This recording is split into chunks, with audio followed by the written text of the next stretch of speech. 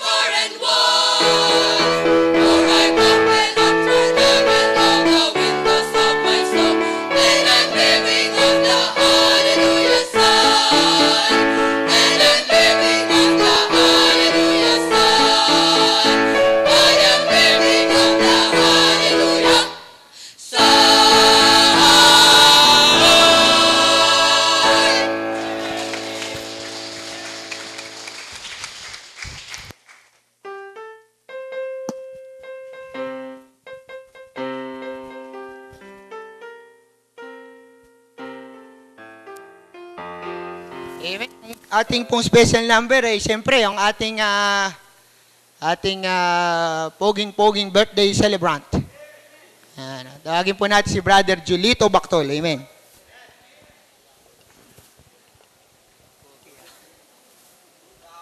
Puging-pugi. Hello po.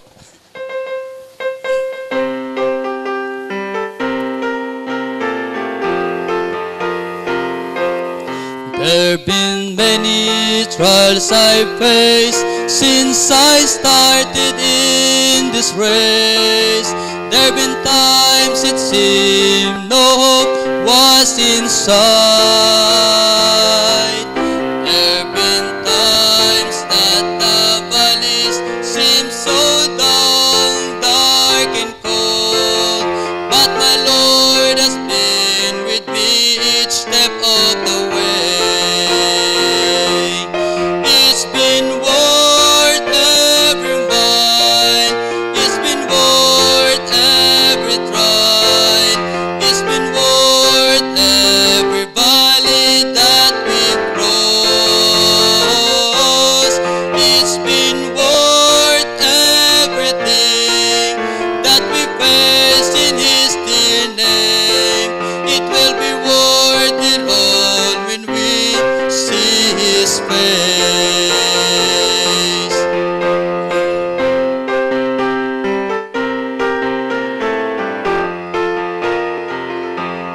There've been many friends I had since I started on this way, who have said, I'll go with you all the way. But they've turned and they're gone, leaving me standing all alone. But my Lord has been my friend all of the way. It's been worth every mile. It's been worth every trial. It's been worth every valley that we crossed. It's been worth everything that we faced in His dear name. And it will be worth it all when we see His face. It's been worth every mile. It's been worth every trial. It's been worth every valley that we crossed. It's been worth everything that we faced in His dear name. It will be worth it all when we see His face. And it will be worth it all when we see His face.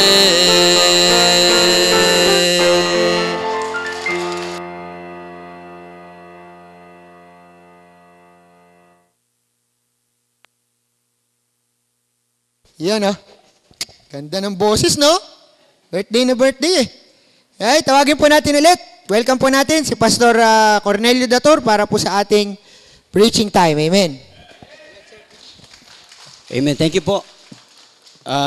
Tayo po lahat ay muli magbukas ng ating Biblia sa Lumang Tipan, 2 Chronicles. Bago tayo tumayo, hintayin nating iba na mabuksan muna ang chapter 20 para hindi po maghintay ang marami at babasahin po natin sabay-sabay po ito.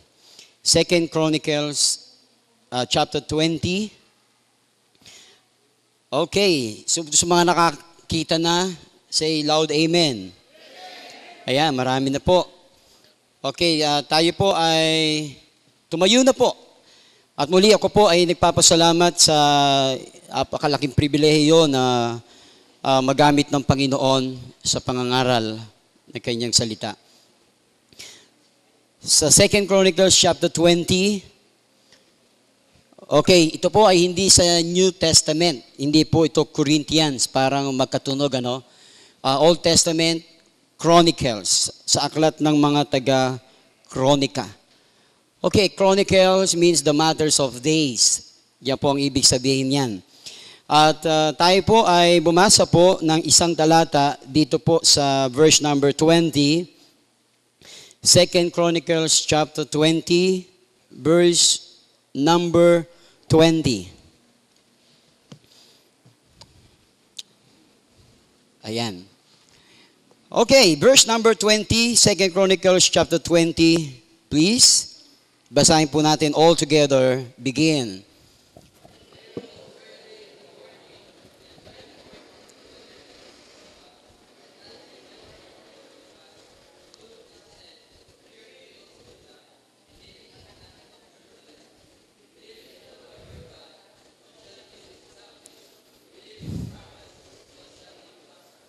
Pagpalain po ng Diyos ang pagbasa po ng kanyang mga salita. At tayo po ay muling dumulog sa Panginoon, ating siyang sambahin sa Espiritu at katotohanan. O Ama naming Diyos na sa langit, Diyos ni Israel, ni Abraham, ni Isaac, ni Jacob, ngayong umaga, O Panginoon, tunay po aming sinasamba ang inyong kagandahan, ikaw ang may taas, ang salita mo ang marinig, ang pangungusap mo sa bawat isa sa amin. Gamitin mo ang inyong pong abang lingkod. Muli, Panginoon, inyo po kaming turuan at pagpalain mo po, Panginoon, ang pag-aaral at ang aming mga pag-uusapan. Muli, salamat po sa mga kapatiran na hindi man maisa-isa, mga tao po ninyo behind the scene, ang mga members sa lugar pong ito sa pamumuno, sa pangunguna ng Pastor Recto, ng kanyang buong pamilya. Bless them, O God, ngayong umaga. Salamat po. Pagpalain mo po ang aming pag-aaral. Basbasan mo po ito. Busugin mo po kami ng inyong mga salita. Sa matamis na pangalan ng aming Panginoong Hesus, ito po ang aming dalangin. Amen. Makakaupo na po tayo. Okay, tunay po, napakasarap makinig. Tulad ng sinabi ng psalmist, sabi ni David, I was glad when they said unto me, sabi doon, ako ay pupunta sa templo ng Panginoon. Alam niyo, ito po yung katuwaan, kagalakan po ng bawat mananampalataya. No?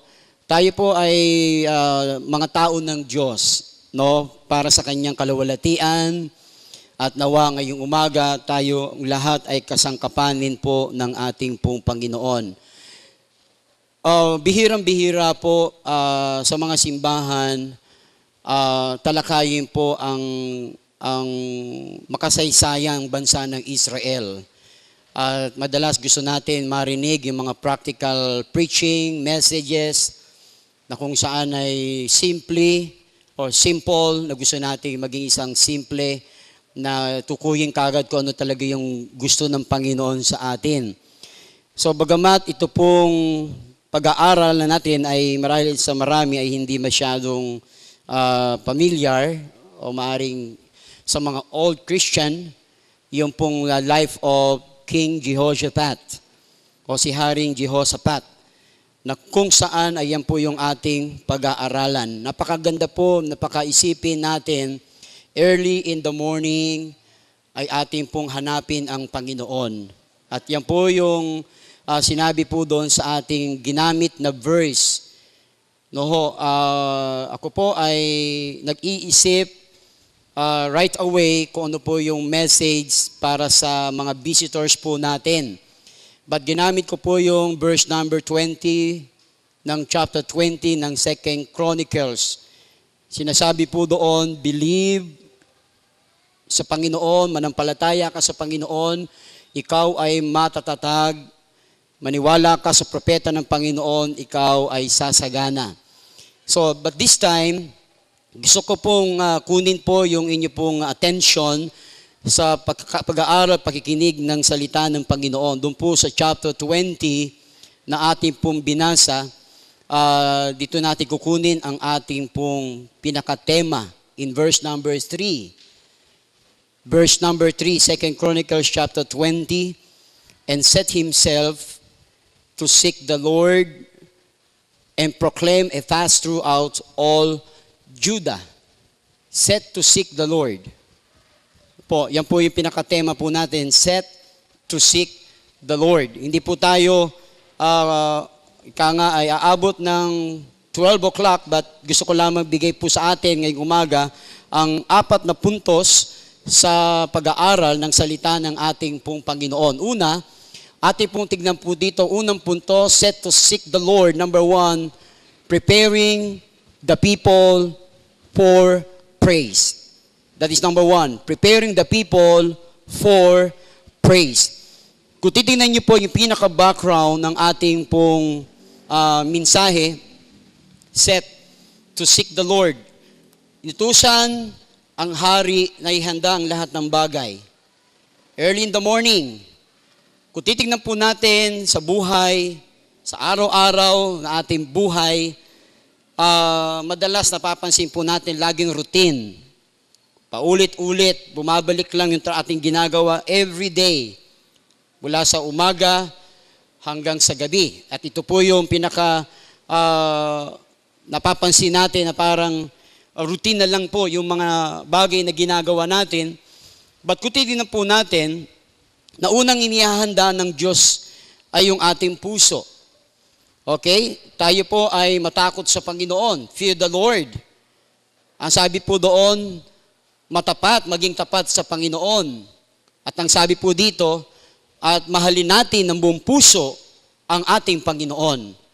So napakasarap, napakaisipin sa loob ng building na ito na kung sisiyasatin tayo ng Panginoon ay inihanda na natin ang ating sarili kesa doon po sa tayo po ay naghahanda pa lang.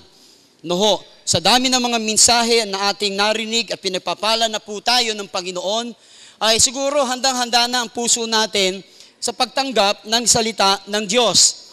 Amen? So, kung titignan po sa sumain po natin, limited lang po ang ating kaalaman. Totoo po niyan, ang Diyos po ang aabot po sa atin. At kailangan lang po natin na maging handa tayo at maging matapat tayo at tayo po ay tumungo doon sa presensya ng Panginoon, sambahin natin ang kagandaan ng Panginoon at yung po sinasabi po doon na sambahin natin siya sa espiritu at katotohanan na wala na pwedeng makahadlang kahit po ang anumang bagay na nasa atin at anumang bagay na gumugulo sa ating kaisipan maliban kung ating papayagan. Okay? Kung ating papahintulutan, yung makakahadlang po sa atin. Okay? Maring iba sa atin ay hindi kayo ready pumunta sa church. But this time, nire-ready po tayo ng Panginoon. Niyahanda po ako ng Panginoon para sa mensahe pong ito. This time, gusto ko pong bigyan pansin po natin paano natin makita ang ating sarili sa buhay ng mga tao sa panahon ni King Jehoshaphat. Alam natin ang Israel, chosen nation. Alam na ho natin yan, yung Israel, yung Diyos ni Abraham, ni Isaac, ni Jacob. Mula po doon ay makita natin paano pinagpala ng Panginoon. Ang dami na nagplano, maraming bansa na gustong sakupin ang bansang pinili o ang Israel. Subalit, hindi po mananaig ang kaaway dahil ito ang kalooban ng Diyos na manatili po ito. Amen? So alam natin ang kasaysayan ng Israel. Unang hari, si Haring Saul. Ang ikalawang hari ay si David. At ito'y sinundan ng kanyang anak na si Haring Solomon. At sa magitan po ng paghahari ng matalinong tao ni Solomon ay makita po natin ang dalawang kaharian ay nahati. O ang isang kaharian ay nahati sa dalawa. Yung north at saka po yung south. Okay? Yung northern kingdom and southern kingdom ay makikita po natin na nahati po ito sa pamumuno po ng mga hari sa Israel. At yung mga hari sa Judah. Ito po yung makasaysayan na kung saan si King Jehoshaphat ang ika-4 na naging hari sa bansang Judah. Okay, this is a background na gusto ko pong malaman natin para malaman natin bakit po si Jehoshaphat ang ginamit ng Panginoon that time na para ipunin ng mga tao, ihanda ang mga tao para sa isang programa ng Panginoon para sa papuri sa Diyos sa magitan ng hari na si King Jehoshaphat. Sa chapter 19, inipon niya ang lahat. Kung ating makikita, preparing the people for praise. Message how King Jehoshaphat arranged the kingdom to remove strife from the kingdom to bring it back to God. And that's why ito pong hari, godly. Pero bumagsak din. Pero tinayo. Yung kanyang ama si King Asa ay godly king. Okay? I think, if I'm not mistaken, there are 20 kings, both southern and northern kingdom. No, King of Judah and King of Israel. Pero yan po, mababasa niyo yung Jerusalem, yung Judah. No? Na nahati po yan, na kung saan ay makita po natin, scattered po yung mga tao. In chapter 19, the king of Judah, Jehoshaphat, returned to his house in peace to Jerusalem. Why? Bakit dumarating po yung pagkakataon wala tayong kapayapaan? Sabi nga, be careful for nothing, but in everything. Sabi doon, sa magitan ng panalangin na may papasalamat, ipakilala natin sa Panginoon ang ating mga kahilingan. Ang sabi doon, and the peace of God which passeth all understanding. Amen? Yan yung kapayapaan. Okay? Let God give you the rest this morning. Early in the morning, I seek the Lord. I set my heart na kung saan, mga kapatid, ito po yung kalooban ng Diyos na tuwing araw ng linggo, unang araw ng linggo, hindi po ang Lunes ang unang araw, kundi ang linggo, ang unang araw ng linggo, mga kapatid, ay ating ilaan sa Diyos because mahalaga po sa buhay natin yung laging una. Number one ay ang Diyos. Amen?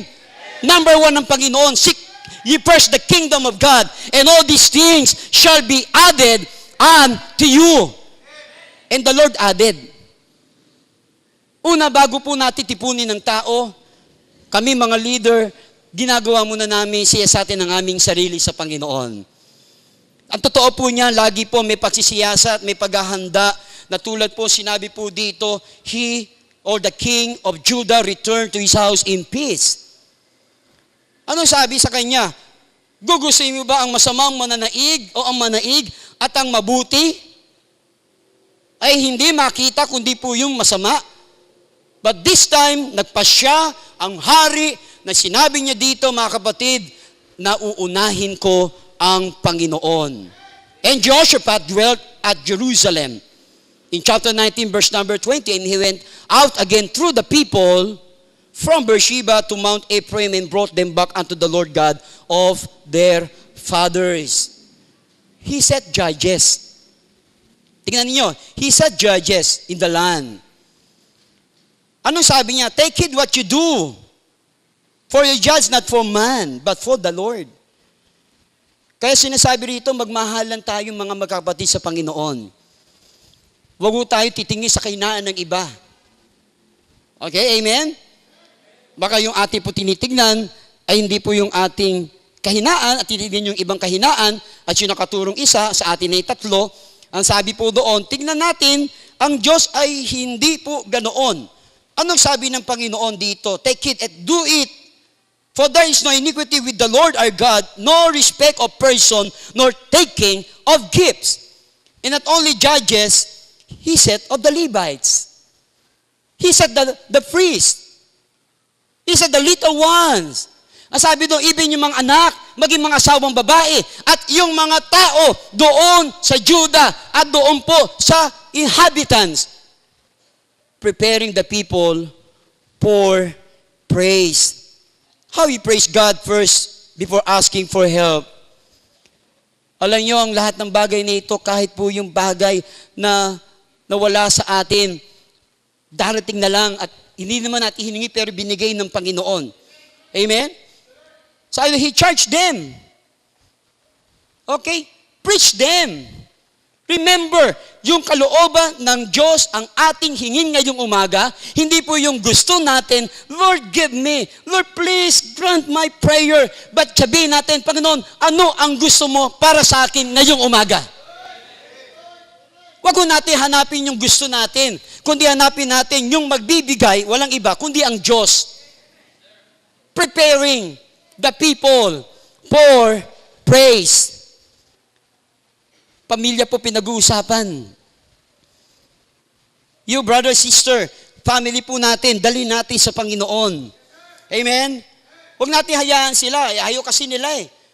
Mabuti na yung minsan magsabi tayo at magsabi tayo at magsabi tayo at kung hindi susunod, magsabi tayo. Huwag tayong magsawa kasi baka sa pagsawa natin, ang Diyos, ang Diablo, ay hindi nagsasawa at hindi humihinto ang kaaway.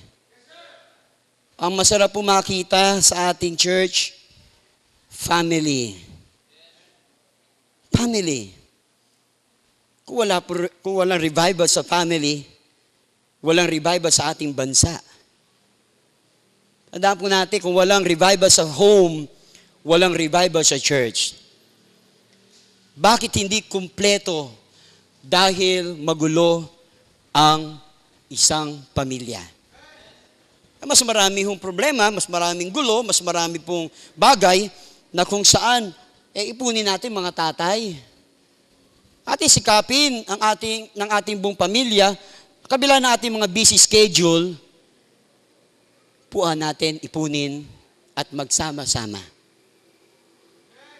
Okay? Preparing the priests, the judges, the Levites, the little ones, children, the wives, congregation. Ang masarap po dito mga kapatid, nung tumayo si King Jehoshaphat, nakita niya dito yung kalagayan ng mga tao. No, ang mga taong ito, nag-against sa Diyos, di nagkaisa, nagmalaki sa Panginoon. And you know why? Because yung mga nakaraang mga talata, nakita rin natin paano nakipag-compromise si King Jehoshaphat. The King Ahab. Anyway, kung makita lang natin yung pinaka-background ng story, and then bakit pumunta doon sa chapter 20, ito na ngayon nakatayo. Si Haring Jehoshaphat. Believe in God, and you shall be established. Believe the prophets, and you shall be prosper. And you know, mga kapatid at mga kaibigan, pagkatapos ng lahat ng kanilang paghahanda, King set them, his judges, his Levites, his priests, little ones, children, family members, according to 2 Chronicles chapter 19. Pagkatapos na ito, mga kapatid, there's something different happens while everyone is bowed down low on their faces before the Lord. Amen? Merong malaking pagbabago. Pagkakaiba. Mayroong malaki pong nangyaring revival. No? Sa panahon po ng hari. May panahon po na kung saan sa buhay po natin, mahina tayo. But let us set. Para isang bagay na hinahanda po natin. Sabi doon, ano ihahanda mo? Seek the Lord. Amen? Hindi na iba nung ating ihahanda pag linggo. Diba, ihanda natin ng ating puso, ang ating kasuotan, ang ating offerings, ang ating paglilingkod ng ating panahon sa gawain ng Panginoon. You shall even warn them that they trespass not against the Lord, so warn come upon you. And upon your brethren, this do, and you should not trespass. Wow, praise the Lord. So makita natin dito kung yung mga tao, ginawa nila, ginanap nila ang kalooban ng ating Panginoon in chapter 9 and chapter 20, magigimbal po tayo sa nangyari. Pagkatapos bagay na ito, then Jehoshaphat appoints his frontline troops. He set people. And what happened? Pagkatapos may handa ni Jehoshaphat ang lahat ng bagay, what happened chapter 20? After this also, Nakikita niyo po yung verse? After this also, that the children of Moab and the children of Ammon, and with them other beside the Ammonites came against Jehoshaphat to battle. What do you mean, Pastor? Ano po pinakikita dito, mga kapatid, mga kaibigan, sa mga talata pong ito? Pagkatapos po nating sabihin sa Panginoon, Diyos o ang Panginoon, pagkatapos natin sabihin, Panginoon, I am ready, whatever it takes, maglilingkod ako sa iyo, at ako'y nagdi-decide, o ako'y nagpapasya na maglilingkod sa iyo, ako, Panginoon, ay nagpapasya na gagawin ko ang lahat para sa iyo, ang aking buong pamilya, ang aking mga anak, ang aking asawa, ay kami maglilingkod sa iyo. Pagkatapos ang lahat ng ito, Panginoon, pinatawad mo kami, ibinibigay namin ang aming buhay sa inyo. O Diyos ng Israel, maraming salamat, Panginoon. But in chapter 20, there is a battle. Merong digmaan. Pagkatapos lagi sinasabi natin tagumpay ay laging merong darating na pagsubok. Ganun din at pagkatapos ng pagsubok ay merong laging tagumpay. After 4 days, nung kami nanggaling na aking family, na-hospital po ang aking may bahay. That was Thursday. After that Sunday. Ang dayong battle sa buhay natin. The afternoon, recover uli siya at binigay uli ng Panginoon sa amin yung hinihingi namin. Diyan lang ang Diyos. No? Kaya actually, may gumagambala sa akin kanina. Bago ako magpunta, inisip ko ang family ko, ang wife ko. Dahil alam ko yung sitwasyon niya, anytime pwede siya mag-text, Dad, masakit ang dibdib ko. Pero habang ako nagta-travel, Lord, bahala po kayo. Hindi nawawala, ma'am, di ba? Yung pag-aalala. Hindi nawawala po yung mag-aalala ka sa isang bagay, sa isang mahalagang bagay sa buhay mo, na kung saan, pagdating sa ministry at pag-usapan namin kagabi, Dad, preach. Bahala ang Panginoon. Pero nakaganyan siya. Gusto ko sana mag-text kay brother. Kaya lang baka ma-depress siya. Pastor, punta kayo. Huwag kayong wala kasi wala kaming speaker. Sa dibdib nyo. Hindi ako nag-text kasi ayokong pakabahin ka. Gusto ko nga kumontak na isang friend, pastor, malapit sa akin kasi kung hindi ako pwede ka ng umaga, sasabihin ko, baka pwede ka. Pero hindi ko na ginawa kagabi. Bakit? Sinet kasi ng Diyos to. Nilagay ng Diyos, kayo dyan, ako, nilagay tayo ng Panginoon para makinig, para maghanda, para dali ng pamilya, and preparing the people for praise. We are people for praise. Wala tayong ibang gagawin dito kundi mag-focus, kundi makita natin ang kahalagahan, ang sinasabi ng Panginoon, meron akong plano sa inyo. Alam niyo ba, it came to pass after this, yung Ammon, isa lang huyaan, pero mga Ammonites, mapakarami, mga Moabites, and the Mount Seir. 3 greatest enemy during Jehoshaphat. The Ammonites and the Moabites and the Mount Seir. Beside, ang dami. Alam natin, saan galing ang Ammon? Saan? Ito po yung mga naging anak ni Lot sa kanyang mga anak na babae. Namatay na si Mrs. Lot, di ba? Natunaw, naging haliging asin. Nabuhay si Mr. Lot. Sabi ng mga anak niya, babae, lasingin natin ang tatay natin. At nilasing nila at nagkaroon ng bunga. Si Ammon at si Moab. Mabibigat na kalaban. World. Lust of the flesh. At hindi lang niya, mga kapatid, even the Mount Seir. Kung babalik ka the book of Joel, the book of Deuteronomy chapter 2 and chapter 3 of book of Joel, napakamatinding kalaban po yan. After this also, the children of Moab and the children of Ammon and with them other beside, the Ammonites came against Jehoshaphat to battle.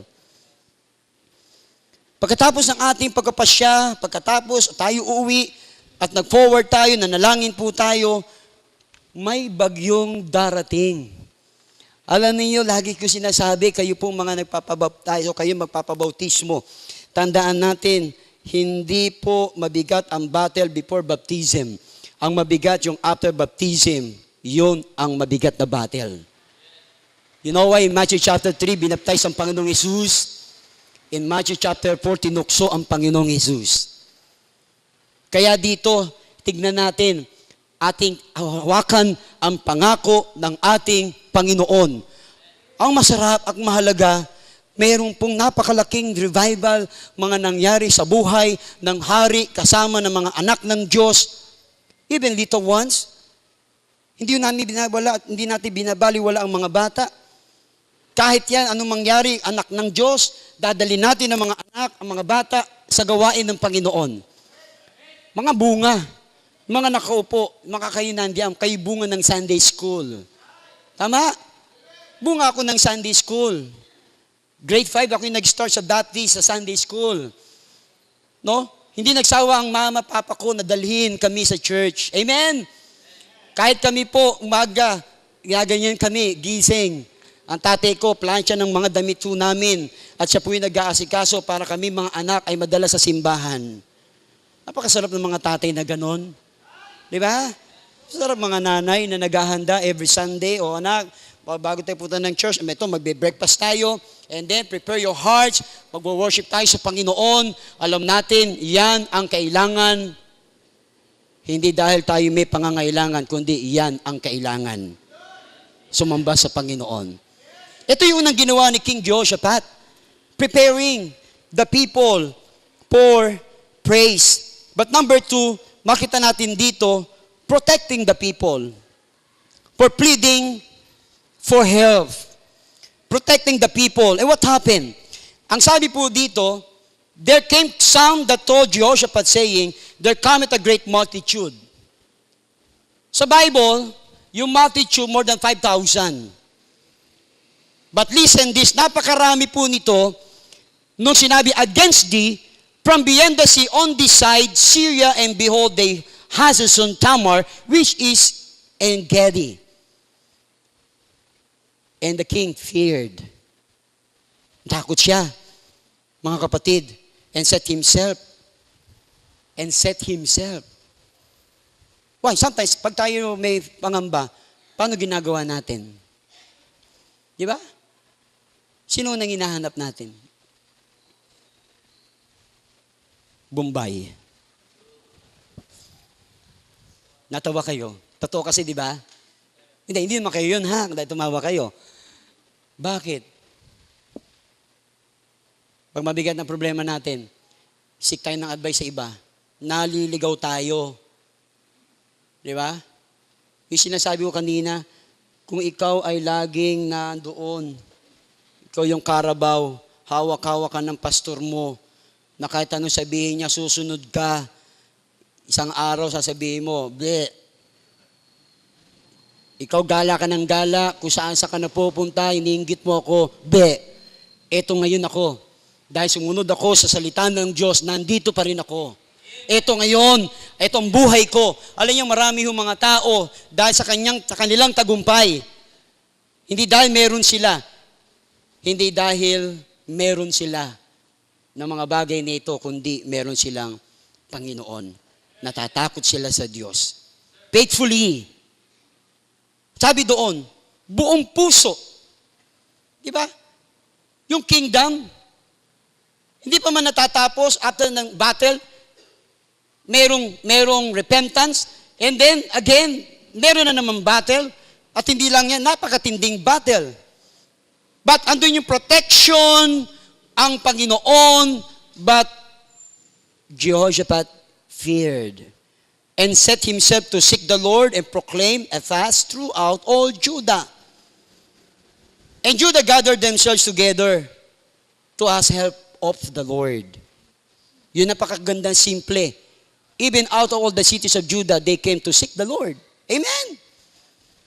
Even yung mga hindi members, nakita nila, itong mga member dito sa City of Pasig Bible o Christian Bible Baptist Church, nakapakabila ng problema nila. Kahit nakikita ko, napakahirap ng buhay nila. Pero pag Sunday, dala ang Bible, dala ang mga anak, at masaya silang pupunta doon sa Pasig, at masaya silang worship sa Panginoon. Ang sabi po doon, kahit yung mga tao sa panahong ito, nakita nila yung pagkilos, paggawa ng Panginoon sa buhay nila. Wow, praise the Lord. Bakit? You know, kahit po yung mga tao na may kaya-ahanga sa atin, pero sila na yung pinakasikat, sila na yung pinakaangat. Pero sa katatayuan natin bilang isang simple, ahanga sila sa iyong katapatan. Meron tayong member dito, naglalakad 2 kilometers para mapunta, para hanapin ng Diyos ng araw ng Sunday. Meron pumupunta sa church, manghihiram muna ng pamasahe para makaatin lang sa church. Sabik, uhaw, sa paglago. King feared. Tumayo siya. Ano sinabi niya? Stood in the congregation of Judah in Jerusalem, in the house of the Lord before the new court. And that's why, yung protection ng Diyos, pagkatapos nito, takot ang hari. Sometimes, bulag tayo. Tatakot tayo sa mga bagay-bagay, yung future natin. Di ba? Kahit mag-testimony tayo na parang hirap tayo sa buhay, mag-testimony ka, hindi yung hirap, kundi yung paano gumawa ang Diyos sa buhay mo. Di ba? Andiyan po ba kayo? Ba't kayo nakatingin kay pastor? Ba't kayo nakatingin sa akin? Ano yung kahapon? Yung mga natira namin mga pinaglagay ng patis, bote ng toyo, ini po namin mga karton, binenta ko po yun para meron lang kami maamusal at matanghalian. Pastor, totoo po. Sinabi ko po yung kagabi sa prayer meeting Yung mga member ho nakinig, parang nalungkot sila.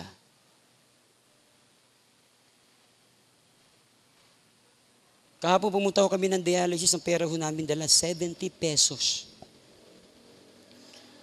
At alam niyo ba, brother, munti ko hindi ako makarating kasi wala po akong panggasolina. Naawa po kay pastor? Hindi po. Ipinapadaan po tayo ng Diyos doon. Yes. Binibigay ho ng Diyos. Battle, financial.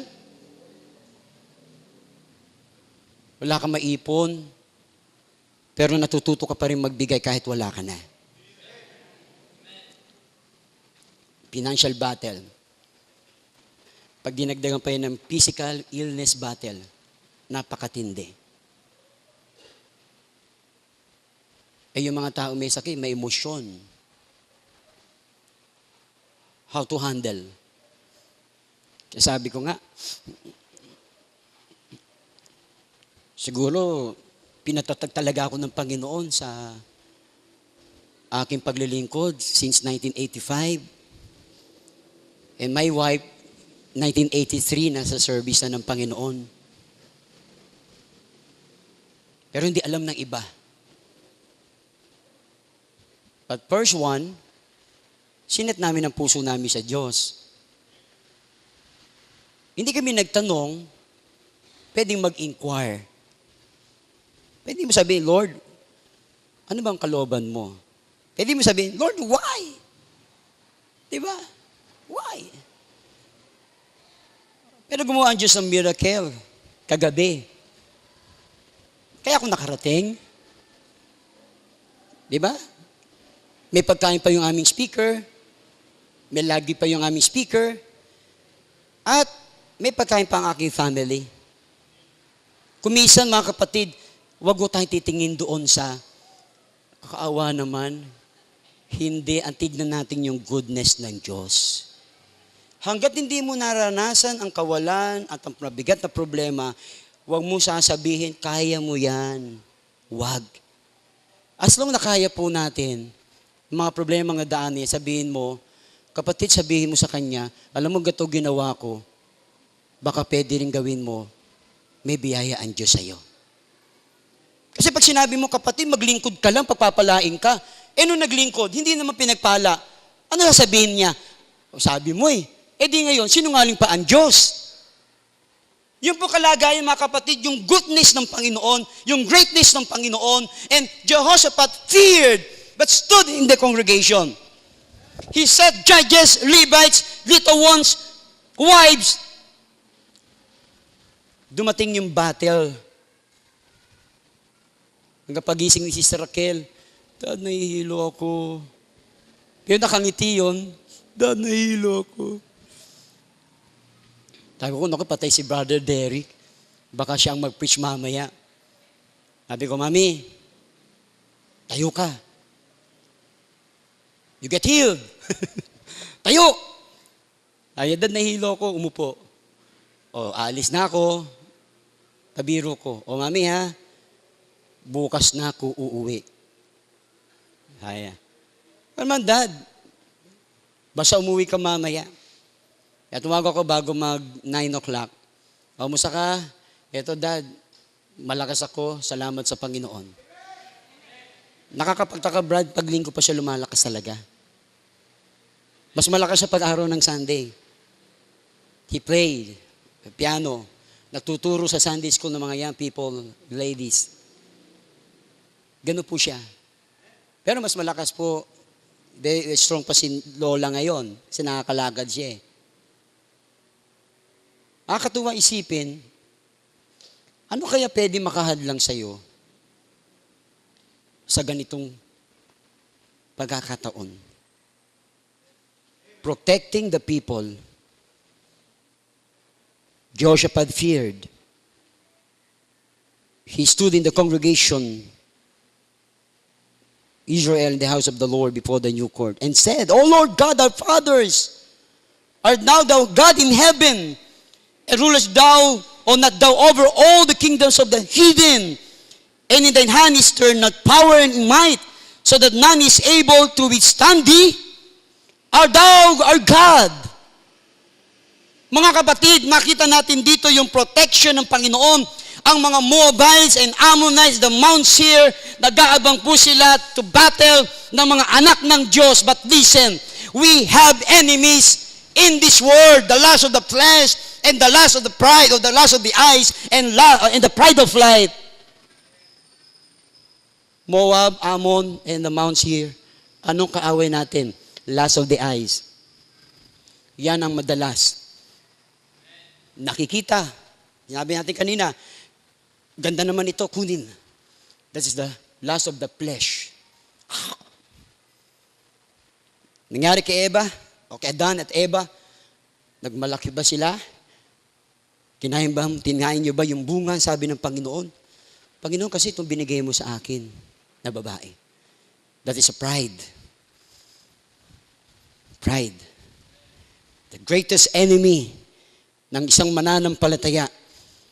But pinakita natin dito at sinasabi ng Panginoon po sa atin, gaanong kabuti ang Diyos.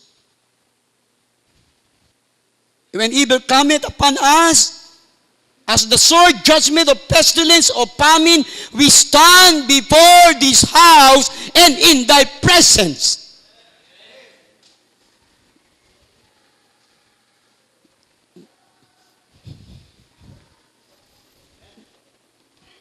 Ang galing po ng Diyos.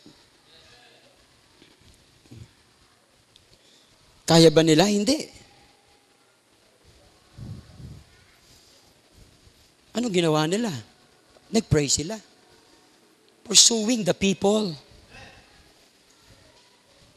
Para manalangin. Alam natin, ang ibig sabihin ng prayer, lumapit tayo sa Diyos Ama, at sa magitan ng gabay ng Holy Spirit, tutulungan tayo sa ating mga kahinaan. At hindi natin alam kung ano yung gusto ng Panginoon. Kaya nililit tayo ng Diyos. Ang sabi doon, and the peace of God which passeth all understanding. Yung po yung nasa congregation, the presence of the Lord ay may kapayapaan because they set their hearts. Sinet nila kanilang puso to seek the Lord. Hindi yung isipin nila ang bagay na yon, bagay na ito. Hindi po yung makalaman, hindi po yung makamundo, hindi yung makamaterial na bagay. Kundi yung pong gusto ng Diyos. At alam niyo ba mga kapatid, naghanda sila sa digmaan. Hindi po nag-train yung mga tao. Hindi wala silang proper training. Sino yung inilaban nila doon sa unahan? Guest. Singers. Choir. Nakapagtataka at pakaisipin po natin, sino ang mga inilagay ng Panginoon? He appoints. Doon po sa unahan. They are singers.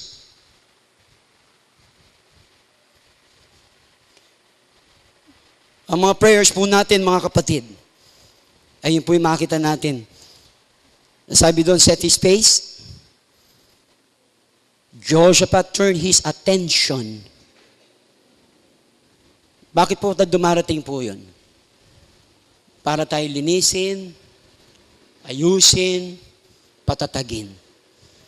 To cleanse us, to purify us, what else? Para gamitin tayo for His glory. And that is pursuing the people. Pag meron tayo hiningi sa Panginoon, wala pong mahirap. Walang imposible. He's sufficient. O yung kanyang pagiging isang sufficienting Diyos.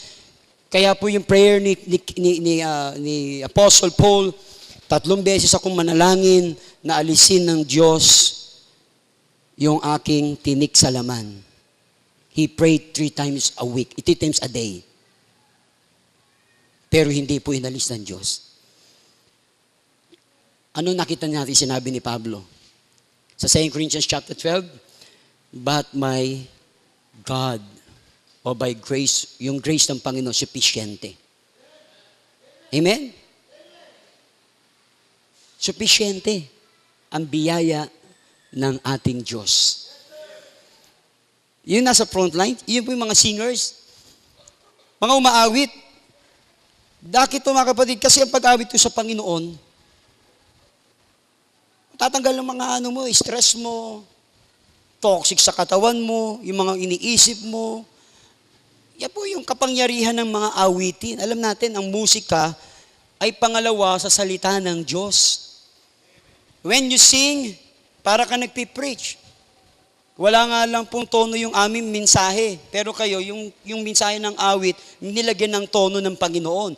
Nangangaral din kayo. At ito po yung nangyari, sila po yung nilagay ng Panginoon po doon para lumaban.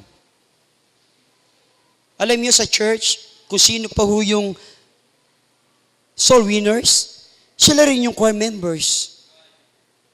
Kung sino po yung mga choir members, sila rin po yung nagbibisitation.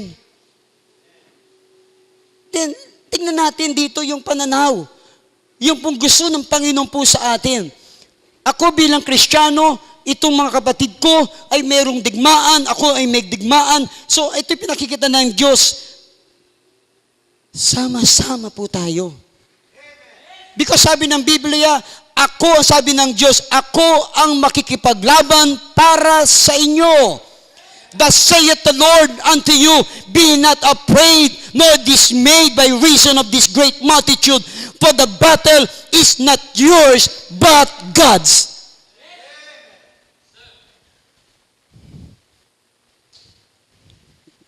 Last time, sabi ng misis ko, Dad, nagtataka ako bakit buhay pa ako ngayon.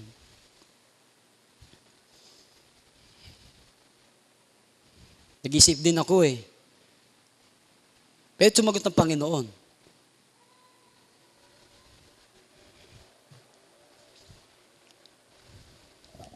Ayaw niya. Ayaw give up. Para sa amin, para sa ministry. Isang araw, brother, papaalam eh. Sabi ko, Mami, hindi mo pa panahon. Baka mauna pa ako sa'yo. Hindi, biro lang po yun. Sabi ko, sabay-sabay tayo. Yung mayroong ganong kanta. Sabay-sabay tayo. Hindi ho. Sama-sama. Battle. Nakakatakot. Titignan po natin, mga kapatid. Hindi tayo bumigay, pwede tayo magsak, mabigo.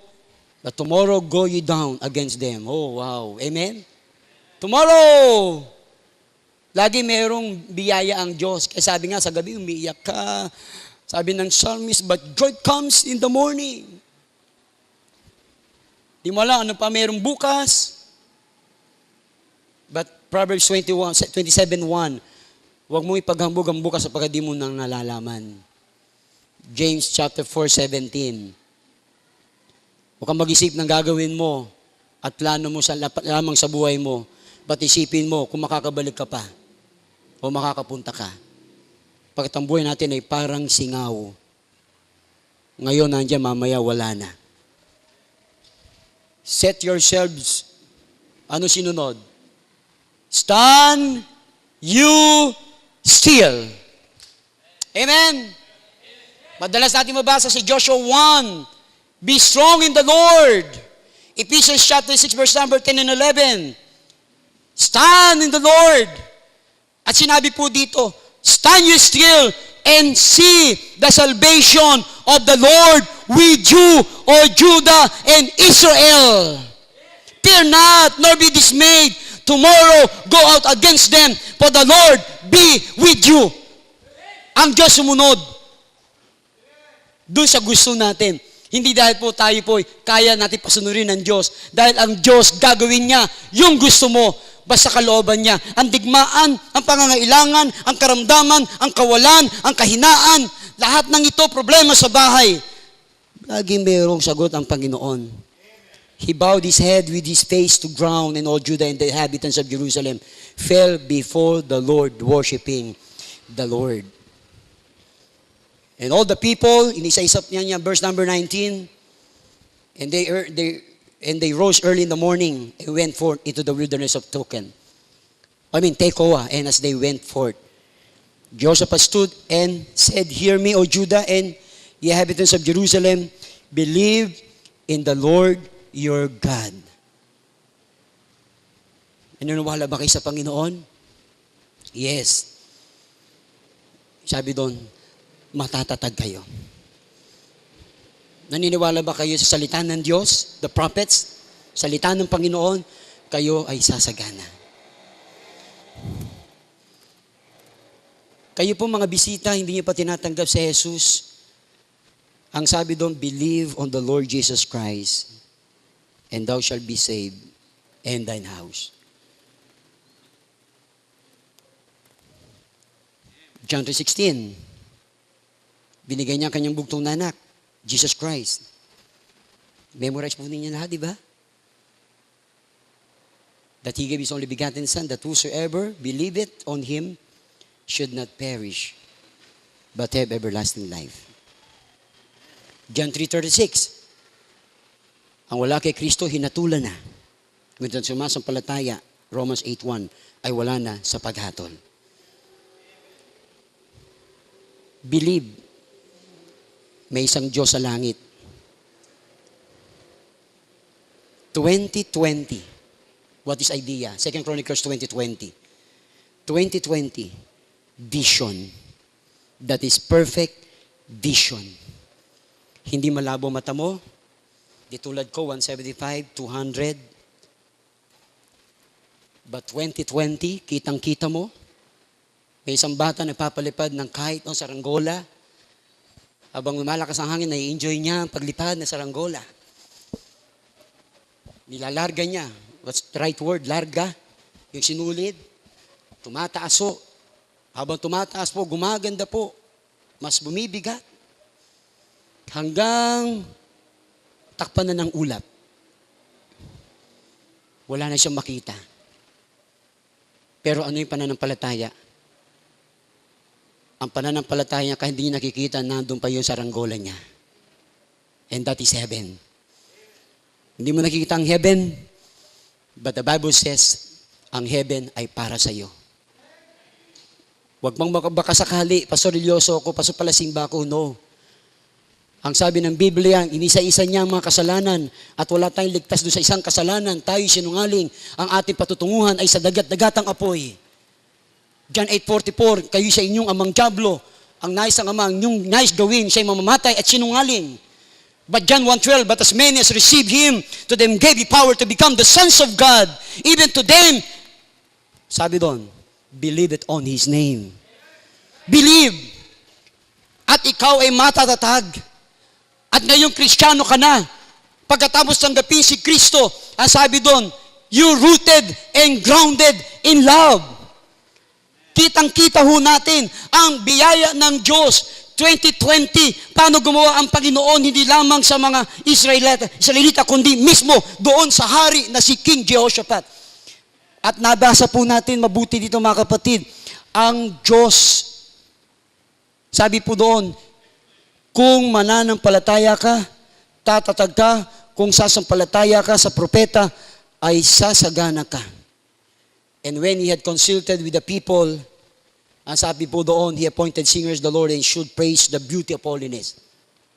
And that is set to seek the Lord. Preparing the people. What's number 2? Protecting the people, pursuing the people, and last, number 4, mga kapatid at mga kaibigan, pang-apat, prosper the people. Prosper the people to praise. Praise the Lord for His mercy endureth forever. And they began to sing and praise the Lord. Lahat sinet nila, everything. Ginawa nila ito ng buong puso, na may pagkatakot sa Diyos, ng buong kalooban. Napansin po natin, nakita natin dito, ang Panginoon ay gumawa. In the front, to go again to Jerusalem, there were singers. What the Bible says, to go again to Jerusalem with joy, for the Lord hath made them to rejoice over their enemies. Ano sabi sa Zerubbabel? O sabi sa Zechariah? Tama ba? Chapter 4, verse number 6. Not by might, nor by power, but by God's Spirit, saith the Lord. In time of Nehemiah, the joy of the Lord is your strength. Yan ang ating pong kalagayan. Nandito tayo upang malaman natin ang kalooban ng Diyos. At tayo po ay nakikipaglaban, naasahan po natin ang tulong ng Panginoon. Ihanda natin ang ating sarili, ihanda natin ang ating buhay para sa kanyang kalawalatian. Yan ang gusto ng Diyos sa atin.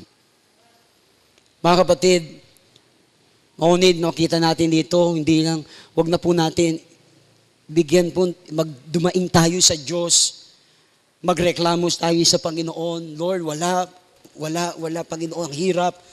Wag, makita natin dito yung paggawa ng mga kamay ng Diyos sa buhay po natin. Ano yung tinuro ng Panginoon? Una, yung ating sarili, ilaan natin. And then, hanapin natin ang kagandahan ng ating pong Panginoon. Bumalik po yung sigla.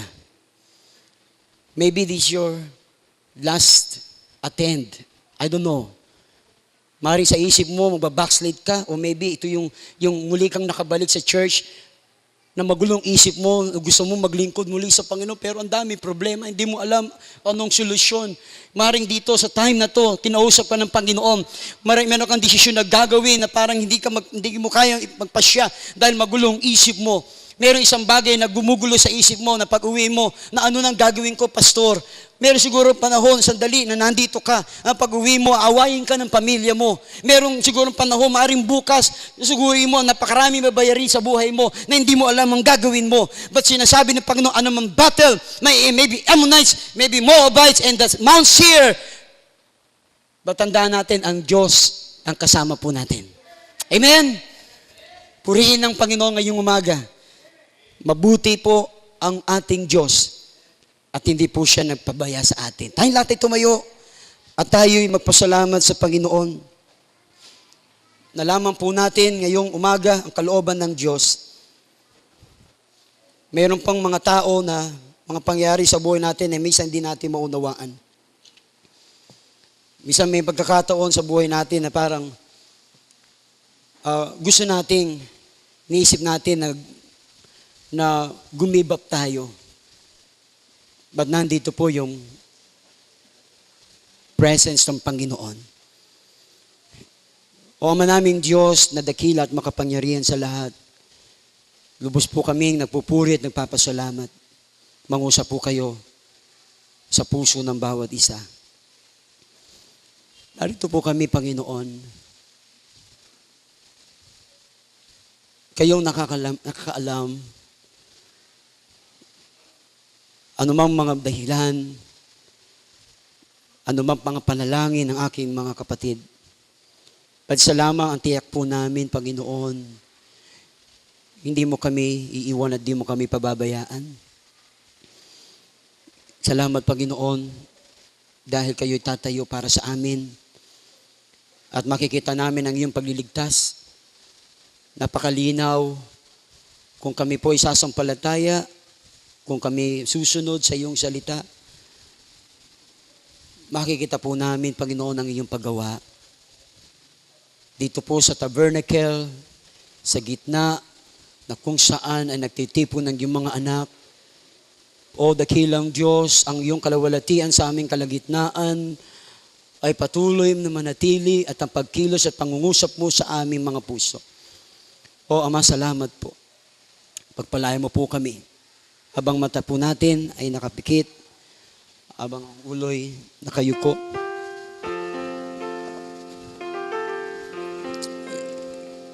Maikling invitation.